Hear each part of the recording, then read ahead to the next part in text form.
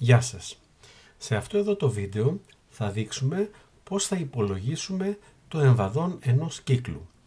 Και για να είμαστε πιο σωστοί, θα πρέπει να πούμε ότι η έκφραση το εμβαδόν του κύκλου δεν είναι η ακριβής. Το σωστό είναι το εμβαδόν του κυκλικού δίσκου. Κυκλικός δίσκος είναι το μέσα από τον κύκλο, ενώ κύκλος είναι μόνο η γύρω-γύρω γραμμή. Άρα ορθώς λέμε μήκος κύκλου, αλλά εμβαδόν, όταν λέμε εμβαδόν του κύκλου, θα εννοούμε το εμβαδόν του εσωτερικού του, δηλαδή του κυκλικού δίσκου. Ας φανταστούμε λοιπόν ότι αυτός εδώ ο κύκλος είναι μία πίτσα που την έχουμε κόψει σε 8 κομμάτια. Και θα κάνουμε το εξής. Θα πάρω αυτά τα 8 κομμάτια και θα τα ξεδιπλώσω και μετά θα τα μετακινήσω έτσι ώστε να κολλήσουν κατά κάποιον τρόπο. Το σχήμα αυτό που παίρνω δεν είναι κάποιο γνωστό σχήμα. Θα μπορούσαμε να πούμε ότι μοιάζει λίγο με ένα πλάγιο παραλληλόγραμμο, μόνο που αυτές εδώ οι πλευρές δεν είναι ευθύγραμμα τμήματα, είναι, βλέπετε, 4 τόξαρα, είναι μια καμπύλη γραμμή. Οπότε δεν είναι ακριβώς ένα παραλληλόγραμμο. Αν τα ξαναφέρω έτσι και τα ξαναενώσω και πω μετά, ας κόψω αυτή την πίτσα σε πιο πολλά κομμάτια. Εδώ τώρα την έχω κόψει σε 16 κομμάτια. Ας την ξεδιπλώσω πάλι και ας μετακινήσω πάλι αυτά τα κομμάτια.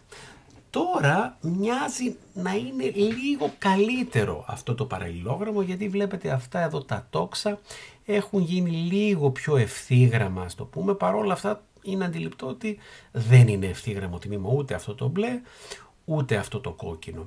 Να δούμε λιγάκι κάτι.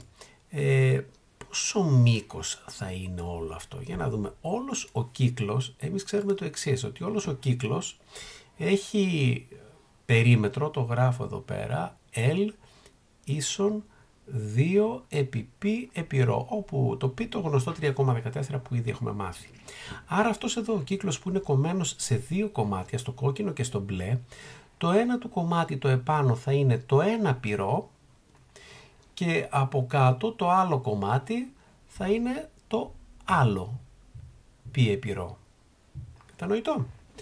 Οπότε, για να δούμε λιγάκι τώρα, αν εγώ ξεδιπλώσω ξανά τον κύκλο και μετακινήσω εδώ τα κομμάτια μου, αυτή εδώ η μπλε βάση, που δεν είναι ευθύγραμμο τμήμα αυτή τη στιγμή, έχει μήκος π επί ρ, το ίδιο μήκος θα έχει και η επάνω βάση, που δεν είναι ευθύγραμμο τμήμα αυτή τη στιγμή, αλλά προσεγγίζει σιγά σιγά το ευθύγραμμο τμήμα.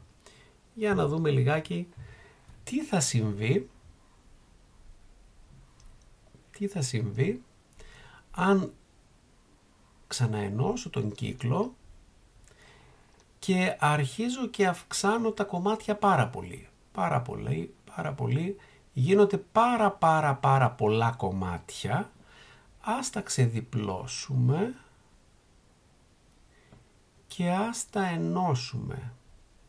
Όταν το πλήθος των κομματιών γίνει πάρα πολύ μεγάλο, τότε, προσέξτε, αυτό εδώ γίνεται σχεδόν ορθογώνιο παραλληλόγραμμο. Όταν τα κομμάτια είναι σχεδόν άπειρα, τείνουν στο άπειρο όπως λέμε στα μαθηματικά, τότε σχεδόν θα είναι παραλληλόγραμμο. Με τι μήκος? Το μήκος αυτού του παραλληλογράμμου θα είναι π επί ρ και το ύψος του, δείτε, θα είναι όσο η ακτίνα του κύκλου. Δείτε γιατί θα είναι όσο η ακτίνα του κύκλου, γιατί σχεδόν αυτά τα κόκκινα και τα μπλε κομματάκια θα έρθουν σχεδόν κάθετα και σχεδόν θα είναι ορθογώνιο παραλληλόγραμμο. Οπότε αυτή εδώ η απόσταση θα είναι όσο η ακτίνα του κύκλου. Επομένως, για αυτό εδώ το παραλληλόγραμμο, αν μας πούνε βρες το εμβαδόν του, θα πούμε το εμβαδόν είναι βάση επί ύψος. Η βάση είναι από εδώ μέχρι εδώ που είναι το π επί ρ. Αυτή είναι η βάση.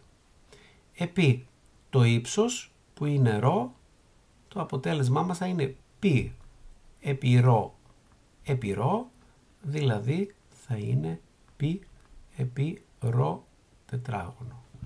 Με λίγα λόγια, μόλις αποδείξαμε ότι αυτό εδώ το σχήμα που μοιάζει με παραλληλόγραμμο έχει εμβαδό πυροτετράγωνο, που όμως αυτό το σχήμα δεν είναι τίποτα άλλο από αυτόν τον κύκλο, αυτή την πίτσα που την κόψαμε σε πολλά κομματάκια και την κάναμε παραλληλόγραμμο. Άρα είναι ισοδύναμο το εμβαδόν του παραλληλογράμμου που δείξαμε, μα το εμβαδόν αυτού του κυκλικού δίσκου. Άρα κρατάμε ότι το εμβαδόν του κυκλικού δίσκου είναι ε ίσον π επιρρό τετράγωνο.